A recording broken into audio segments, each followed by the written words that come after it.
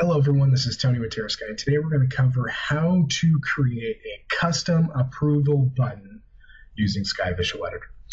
So first thing I need to point out is that SkyVisualEditor does have the capability of reproducing all of the default functionality for the approval process that Salesforce has standard out of the box. So this is only for scenarios where you do not like that standard method or you want some other custom logic added to it, and you have to revert to Apex. Okay, so many of our customers want to have a button that they can add to a tab, or they want it in some location. They don't like the fact that it's a related list down at the bottom or the top of the page like Salesforce has, so they want a button. Okay, so that's what we're going to be covering.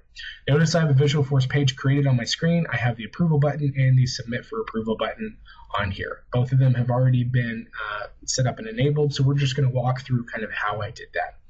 This page has already been deployed as well. Now, we go into Salesforce. Once the page has been deployed, we then can extend it. Okay, and this is where all the logic for the buttons and fields come into play. This is called an Apex controller extension. So to get this done, you go to Setup, Develop, Apex Classes, and then you create a new Apex class. I have one called My Extender. Now, this My Extender class, if we look down here at the first line of code, there's the My Extender. That's where you get the name. This is actually going to extend the SkyEditor2.extender. Okay, that little section that I have highlighted there, this is from the AppExchange package that you install in your org.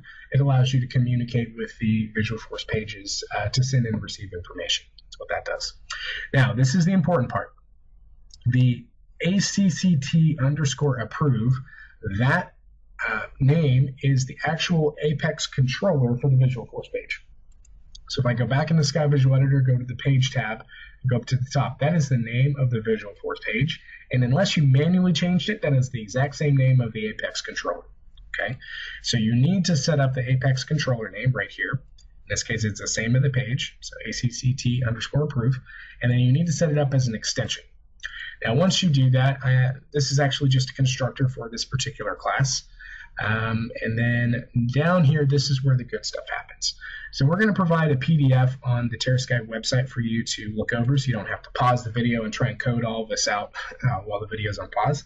I can just copy it and paste it in and work with it from there. So this first one is called the approval method. The second one we have called the submit for approval. Okay, so these are the two methods that are going to go to the different buttons. This top section of code, this is the actual logic to get that approval process submitted, or the actual approval process to be approved in this particular case. So look through that, make sure all that stuff makes sense. Now, the part that's going to be, I guess, a little more flexible, and part where you'll want to add in some of your own custom touches, if you will, is the results or failure sections. So what happens when the approval or the submission for approval is successful? Well, right now we have it set so a little pop-up box shows up, and it's a little confirmation, or it's an error, depending on which happens. And for the confirmation, it says that the approval has succeeded. You obviously can change that to be whatever you want, or if it's an error, you can change this approval failed to something that means a little more to your company. Or if you don't like the pop-up box at all, you can simply remove that section entirely. This next one is down here for submit for approval. We have the same concept where a little pop-up box tells you that the submission was successful or the submission failed, based on whichever of those it was. So once this Apex extension class has been created, go ahead and save this. We then need to go back into SkyVisualEditor and actually tie it into the page.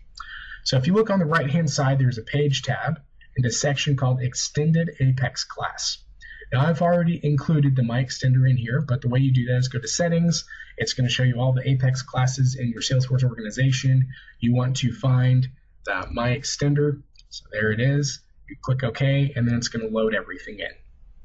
Now we need to actually tie in those methods to a button or a field or whatever you're trying to tie it into. So I choose the approval button, and on the right-hand side, there's a property called Action. So I click the ellipsis for that, and it's going to take me into a page. Now, you normally would get an error if you don't have an extended Apex class, but since I do, you don't get an error for going in here. The method is going to be one of the two methods that I chose, or chose to code out in the extender class. So you choose the approval method, and you tell it that you want it to process immediately. Okay, so we'll leave that as is. And then we have the show activity indicator. This is like a little processing symbol that shows up whenever the approval is being done. Same process will be done for submit for approval. You select it, choose the action property, choose the submit for approval from the method, and send it to process immediately. Once you do this, go ahead and redeploy it into Salesforce, and your page should now have the custom approval and submit for approval buttons set up and properly functioning. With that, thanks for watching.